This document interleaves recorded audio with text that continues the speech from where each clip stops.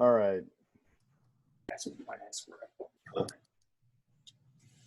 All right, Coach. Welcome. Thank you for joining us. If you'd like to start with an opening statement, then we can move into questions. Thanks for joining us, guys. This is obviously a little bit different here. With the pandemic going on, there's been very few positives that you can really look to. I think, two for me is, I got a lot of friends that work at Kroger. I think they got a lot of bonuses over the last 3 months, I think every 3 months. And the fact that I haven't had to do any of these. So this really, that's the biggest positive is probably not having to do these the last 6 months. So, but no, right now, every day we practice is a good day. It's just, I'm sitting here talking in front of a screen, a computer screen to you. Our guys, I think, have been really resilient. I think it's really come in waves. And what I mean by waves in terms of, okay, we were gone from each other for 5 straight months. And then we were able to get around each other a little bit more. And then we had to go do some Zooms at the beginning when they got here so everybody could get healthy in terms of not healthy, but tested. And then went into workouts and able to go home for a little bit and come back. So it's not been the typical calendar, and certainly not been the typical rhythm that you would have going into games in November. But I think our guys have been really resilient, and really been proud of how they've handled the last 7 or 8 months. Okay, go ahead with your questions, guys. Coach, a lot of new faces on this team this year. How have those been shaping out for you? What are you expecting out of those new faces? Well, like anything else, as we talk, we're talking in terms of basketball right now. And the world has gone through way more changes, and there's people that have tougher jobs than I have.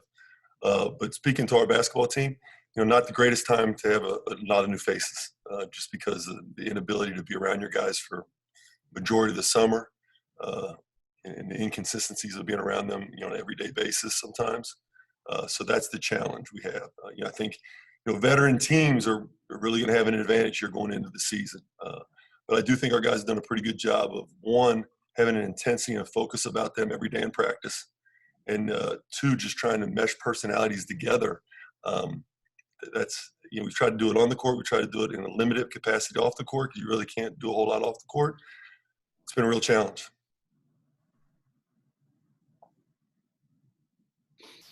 Coach, you were picked 4th in the preseason poll. I'm curious if you feel like that's a fair ranking, or if you have any interest or care in preseason polls generally. Yeah, I don't. I mean, I don't. I think it's good for people to talk about and get excited about the season. But I think we were picked 3rd last year, and obviously we're the number 1 seed. And I think my Northern Kentucky teams were picked pretty low as well. So all the people remember is how you finish the season, certainly not how you started. And our guys, and we haven't even really gone over that yet. Coach, I know you've been big on Mike Saunders for a long time now. Now that he's in your program and you're able to see him and work with him and work him out, what are your first impressions as he's getting acclimated to Cincinnati? He's been really good. His speed is something that translates to our level immediately. I was really surprised by the physicality. He's got a physicality about him, particularly defensively. To play early in your career, you got to be able to defend. That's why Micah played so much last year. He defended, he didn't turn the ball over. And Mike Saunders has shown an ability to do that every day in practice. And, it's fun to watch young guys, and you haven't been practicing that long. It's fun to watch them progress and grow a little bit. I think we've seen some growth in Mike over the course of the last week. What does Keith Williams have to do to become this team's leading scorer? 4 more points than anybody else? What's the next step for him? No, I'm just kidding. It's not about being the leading scorer for us. I think for Keith, everybody knows he can score. I mean, he's elite at putting the ball in the basket. For Keith to take the next step, it's going to be the efficiency of which he goes about it. He's a really good passer. And then just, overall defensively, the ability to really lock down defensively. We talked to Trey last year about being averaging double-digit rebounds and being conference defensive player of the year. And he's done that. I think Trey's going to be in the NBA at some point. I think for Keith, along the same lines, what can you do to help your team win, and put that on the defensive end, your ability to make people better, because we already know he's going to be able to score the ball when he's 50. That's just what he does. This might go kind of hand in hand with the preseason rankings in terms of preseason teams and things like that, but you were a little bothered at the end of last year when Keith wasn't named to any of the AAC first team, second team, third team. Do you feel like maybe that was rectified this year with him getting that first team nod? Yeah, I find it pretty interesting that again, I'm not all about preseason stuff, but I find it interesting you don't make first three teams, but you make the first team this summer. So I guess he had a hell of a summer. The other coaches and media people must have got a chance to watch him a little bit. He deserved to be on it. I mean, he was the top team in the conference, and he was one of the best players. So, but again, we lost a lot. Jaron Cohen and Trey Scott were first team all conference guys. And so, there's a lot that you lose in that.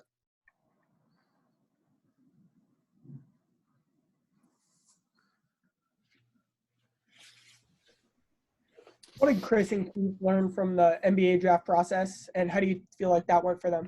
Yeah, it's a good question. I don't know that they learned a lot because there really wasn't a process, unfortunately, for everybody involved in that. The NBA teams couldn't meet with you face-to-face. You couldn't travel to their facilities. They went through Zoom calls. They got packets of information from different scouting reports from different NBA teams in terms of their evaluation of film, which I think helped them. And we went over some of those things with each one of those guys individually. But the traditional feedback and the traditional ability to go through what it meant to go through a pro workout with other guys aspiring to achieve what you achieve or want to achieve, in the competition and the angst and maybe anxiety that may go into that process, they didn't get a chance to experience. And that I hate for them, because that's why that's in place. You mentioned Trey and Jaron. We know what they can bring, obviously, and what you lose. But, outside of their Jaron's scoring and Trey's inside presence, what did those guys bring, and how do you replace that? And is it a by committee, or are there some guys that you're saying, hey, this is now your role? Yeah. Roles will be developed as we go throughout the season. But I think, when you looked at this year from afar, this was a transitional year. It was supposed to be a transitional year. You were losing, arguably the top 10 player, top 5 player in program history, and Trey Scott, who probably should have been player of the year in the league last year. So you're losing those two guys, and it's, roster-wise, what was coming back, and it was going to be a transitional year. It was like, we were going to get to our 10th straight NCAA tournament last year. We were on the verge of getting that done. And then you go into a year that, rosterly, it was going to be a transition. And those guys brought tremendous toughness. They brought a tremendous swagger about them. I joked with both those guys. We've text messaged each other back and forth over the last few weeks. And I joked that, we're going to miss Trey the everyday stuff Trey did. We're going to miss the big-time games that Jaron did. But I don't know if we're going to miss them as much as we're going to miss the 13,000 people that showed up to every game. So we lost a lot in this offseason. Mm-hmm. In the little bit of practice you've had so far, where have you seen Micah kind of make his bigger jumps from his freshman to sophomore year? Well, he's so consistent, guys. I mean, he brings such a calming presence. He's a multiple position guy. He's a guy that defends at a high level, doesn't turn the ball over, makes the right decisions, great teammate. He doesn't pop off the page with what he does on if you just came to one practice, but if you're at every practice, he's just so important what this team does. With David DeJulius, the question for him at Michigan was whether or not he was a point guard. Do you think he's a point guard? Well, I don't want to pigeonhole our guys into just one position. I do think David's learning the position without question. I think he played alongside probably statistically the best point guard in the country when he was in Michigan. So I think he's learning that. The thing with David is he's insanely competitive. He may have the best work ethic I've ever coached so far. His work ethic is off the charts, and he's passionate about making other people better. So if you have those qualities, you're going to transition to whatever position we need, and we certainly need him to be able to handle the ball. Coach, I know you're high on this group of freshmen. How much do you expect you'll have to rely on them, whether it's, statistically, scoring, rebounding, assists, or even just minutes? It's an interesting question. If you look at our roster right now, there's just a lot of guys that probably could contribute, and I think they all feel that way right now. And at the end of the day, you only have 200 minutes at your disposal as a coach, and 5 spots at a time. So be interesting to see how that goes along. And in the COVID, I don't know if we're going to lose guys for 14 days. So you just don't know the dynamics. What I've seen in practice so far is a freshman class that's got a chance to be really, really, really good. And because they're humble and because they're competitive and because they're tough, and they're all the core values that we have in our program. And that's why we recruit them. But to be able to answer that in terms of statistically, there'll be no way to know that yet. But I know what I've seen in practice so far. I've been pretty excited. Coach, there was a lot of talk about Mikey Saunders and his speed and introducing that into the program, but you hadn't seen him on the court yet. Now that you've seen him on the court, just how much of a difference maker is his ability to get end to end and change games with that? Yeah. I obviously have seen him a lot over the course of knowing him for so long and recruiting him, but in terms of the college level practices, it translates. I think speed and the ability to rebound translate.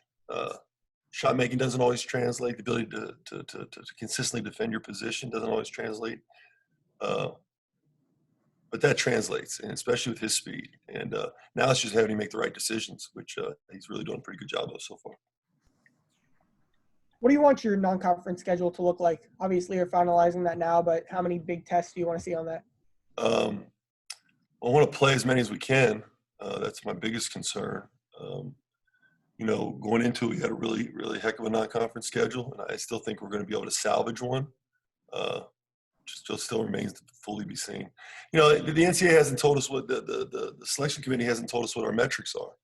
So we're kind of going in the dark a little bit. And, so we're taking the mindset right now that we want to be able to put a non-conference together that's safe. So we want to try to stay off as many planes as we can. We want to try to stay somewhere we can bus if possible. We also want to put a non-conference schedule together that goes by the metrics they've had in the past, because that's all we can go by. And then that's kind of where we're left it. And it's almost November, and it's not finalized. You've talked about having such a young team and losing time over the summer. How frustrating is it to then have to deal with all of the scheduling issues and MTEs getting canceled at the last minute and all that kind of stuff? Yeah, it's our staff's done a great job. Jake London handles our scheduling, along with the firm that we use in terms of the metric stuff, and he's done a phenomenal job. And just the amount of conversations I've had with head coaches, we're scheduling. The MTE people aren't scheduling the games, we are now. So we're like scheduling our own MTEs right now. And it's weird because the conversation consists of, okay, do you want to play? Not really. Okay, but we have to play because of the numbers. Okay, how far away can you get to this place? Well, I'm about a 4-hour drive. How about you? Okay, we got that. And then it last comes down to, okay, how are they going to COVID test? Well, we're not sure. Well, I'm not sure either. Let me go back to our doctors and our medical staff. So the way you schedule a game right now is completely different than you did before. I know this might not be Difficult something. As, go ahead, Keith. All right. Thanks, Chad. Always appreciate it. I know this is something that you might not be able to figure out until you guys actually play games, John, but with so many of these guys on this roster now recruited by you, how close is this to looking like a team that you would ideally like to have out there as far as the conditioning and getting up and down the court? Yeah, the conditioning's not there yet. We were still working on that piece just because we didn't have the normal process to be able to get to here. But Keenan, it's getting closer. It certainly is. I mean, every practice gets a little closer. It's still going to probably, still be some more recruiting classes, but right now it's the best opportunity to win games and play well. I've been pretty excited so far what I've seen, and usually I hate my teams right now. But I really like these guys a lot. I think but I also think we got to get better at a lot. And there's no exhibition, no scrimmage. You never know what you have until you play an outside opponent. And I'll never forget, I was at Alabama, and I went to the Alabama red-white scrimmage, and we were down, and Coach Saban was standing by the coaches, some football, basketball coaches. And I remember he looked at Anthony and myself and said, you never really know what you got until you play somebody else. And I'm thinking, well, you get the best team in the country every year. But you really don't, as a coach, know what you got until you get a chance to play other people. So my biggest concern is that's going to have to take place when it counts.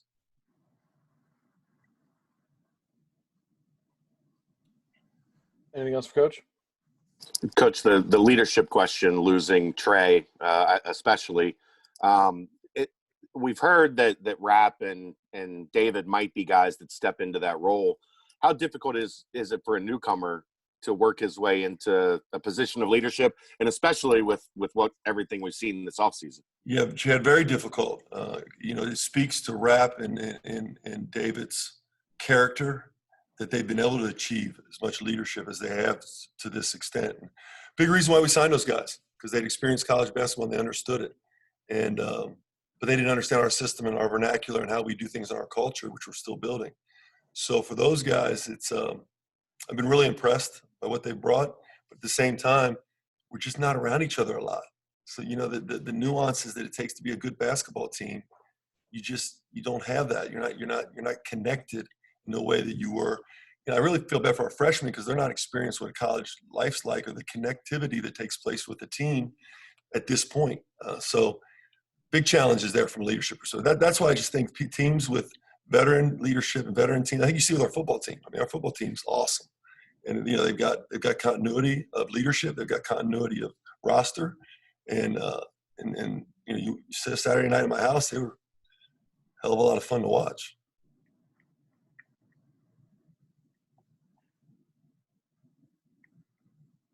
Anything else for Coach? All right. Thanks, guys.